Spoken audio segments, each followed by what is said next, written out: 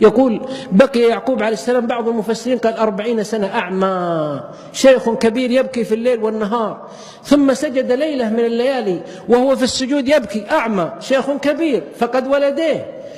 ومحزون ومهموم، حتى يقول وابيضت عيناه من الحزن فهو كظيم. كان يبكي أبو بكر إذا قرأ في صلاة الفجر فيبكي الناس، وعمر إذا وصل بعد ما تولى الخلافة ويصلي بهم، قال كن عمر يقرأه، فإذا وصل إلى قول يعرفون الناس أن عمر إذا وصل إلى هذا المقطع وقف وبكى الناس، إنما أشكو بثي وحزني إلى الله. يقول في السجود، اسمع يعقوب يقول يا ربي أما ترحم ضعفي، أما ترحم شيبتي، أما ترحم كبر سني، أما ترحم ذلتي، أما ترحم فقري.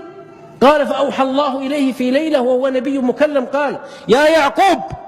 وعزتي وجلالي وارتفاعي على خلقي لو كان يوسف ميتا لأحييت لك.